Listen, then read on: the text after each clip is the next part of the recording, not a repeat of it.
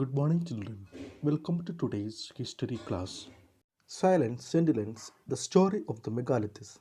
Look at the picture. These stone boulders are known as megalithics, literally big stones. These were carefully arranged by people and were used to mark burial sites. The practice of erecting megalithics began about 3000 years ago and was prevalent throughout the Deccan, South India in the northeast and the Kashmir. While some megaliths can be seen on the surface, other megalithic burials are often underground. This type of megalithic is known as cyst. Some cysts, like the one shown here, have potholes which could be used an entrance. Okay, children, look at the picture. This one is a cyst.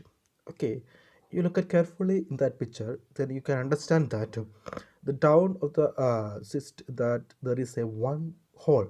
This hole is used as entrance. Through that, the after the death of a person, that person's body is placing through that entrance. Okay, so that is known as potholes. Okay, children, cyst means grave. Okay, or graveyard, you can say that. So that is known as cyst. Okay. Okay, what is the specialty of cyst? Cyst have a portholes through that body is placing. Okay. This picture is also an example of cyst. This cyst find out from Tamil Nadu, proper place Krishnagiri. You look at the picture carefully, you can find out potholes from that picture. Through that potholes, body is placed inside the cyst. Okay, that is the entrance. So through that entrance, the body is placed inside the cyst. Okay. Sometimes archaeologists find a circle of stone boulders or a single large stone standing on the ground. These are the only indications that there are burial beneath or burial sites near. There were several things that people did to make megaliths. First of all, breaking boulders.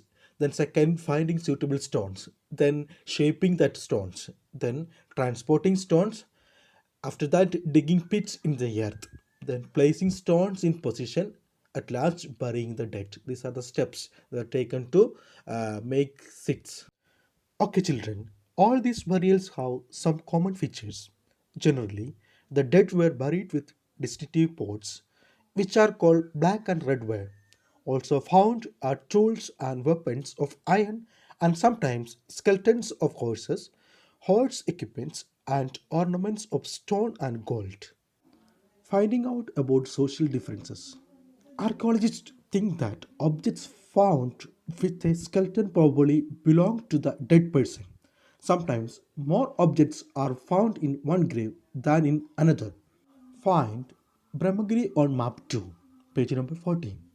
Here, one skeleton was buried with 33 gold beads, 2 stone beads, 4 copper bangles, and 1 conch shell.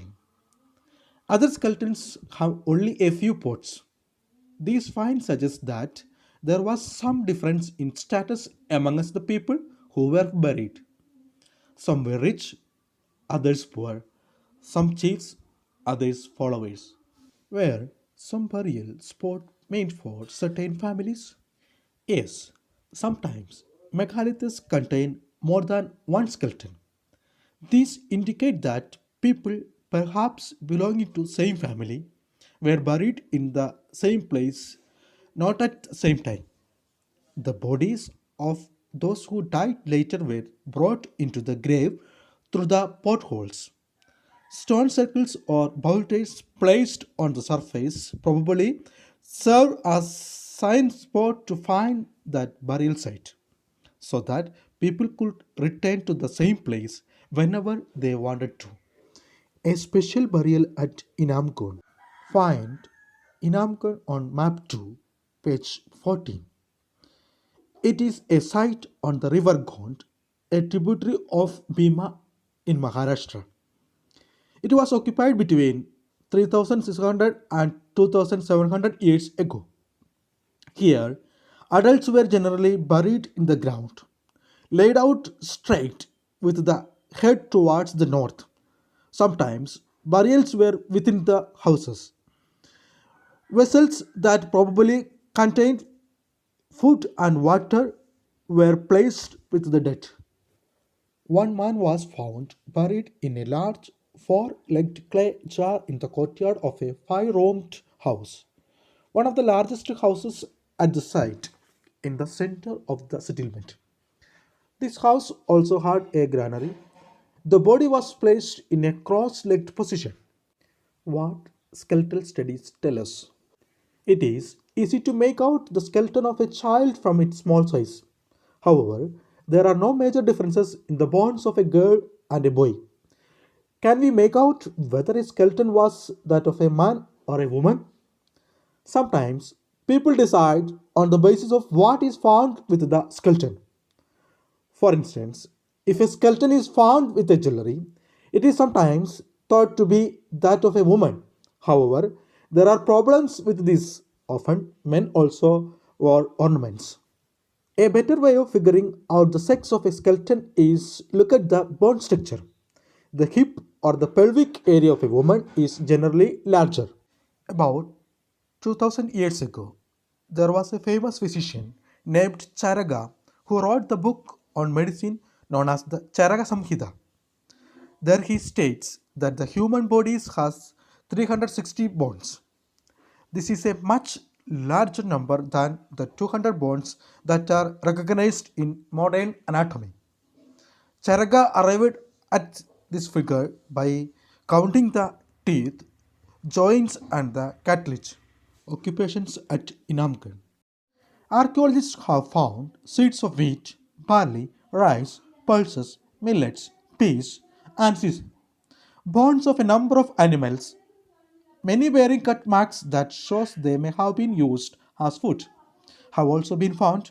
These include cattle, buffalo, goat, sheep, dog, horse, ass, pig, then sambar, spotted deer, blackbuck, antelope, hare, and mongoose, besides birds and crocodile, turtle, crab, and fish. There is evidence that fruits such as ber, amla, juman, dates, and a variety of berries were collected. Okay, children, let us wind up today's class. I think this chapter is over.